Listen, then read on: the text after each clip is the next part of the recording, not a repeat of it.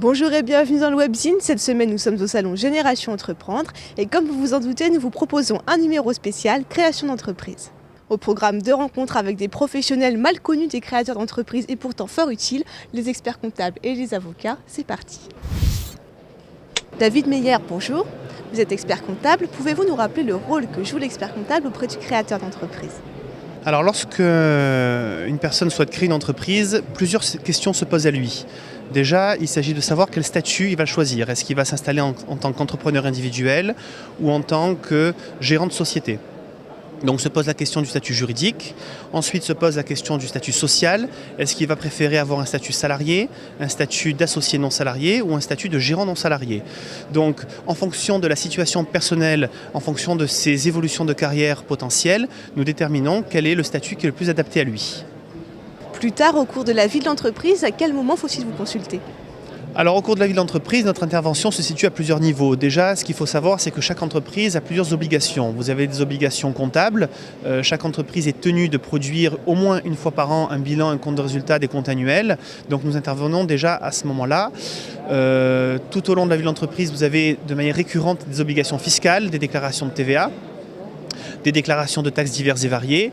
Et puis si l'entreprise choisit d'embaucher du personnel salarié, il faut assurer donc la production des bulletins de salaire et le calcul des charges sociales trimestrielles ainsi que le calcul de toutes les taxes afférentes aux salariés.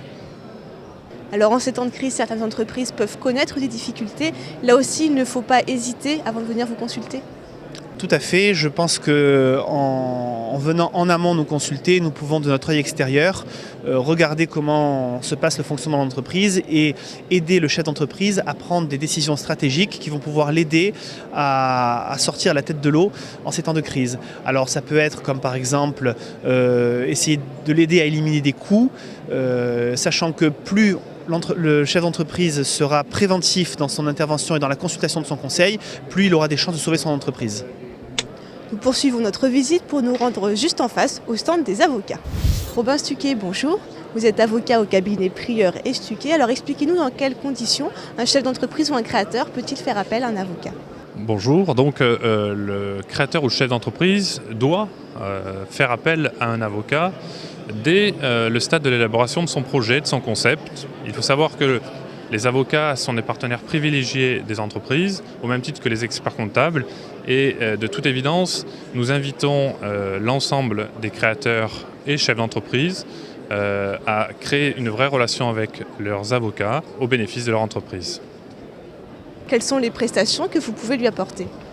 L'avocat d'affaires assiste les créateurs et chefs d'entreprise lors du choix du statut social, notamment du dirigeant, du choix de la structure adaptée à l'entreprise qui va être créée, mais également pour la rédaction des conditions générales d'achat, de vente, tout type de contrats commerciaux, contrats de vente, contrats de distribution, contrats d'agent, ainsi que pour toute la protection du patrimoine intellectuel de l'entreprise, à savoir les marques, les brevets, dessins modèles, tout ce qui est logiciel d'une entreprise, par exemple, savoir qu'ils sont protégés par le droit d'auteur. Donc les avocats sont vraiment au cœur de l'entreprise, connaissent bien les problématiques de l'entreprise et sont là pour assister l'entreprise au quotidien dans son activité.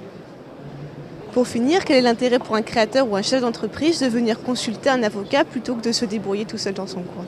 L'avocat, comme je vous le disais, est un partenaire de l'entreprise et au titre de sa connaissance de l'entreprise, de l'activité de son client, l'avocat va analyser, anticiper les problématiques, va sécuriser les relations contractuelles notamment et évitera à l'entreprise pas mal d'écueils tels que notamment des poursuites d'un co-contractant si un contrat comportait des failles dans sa rédaction.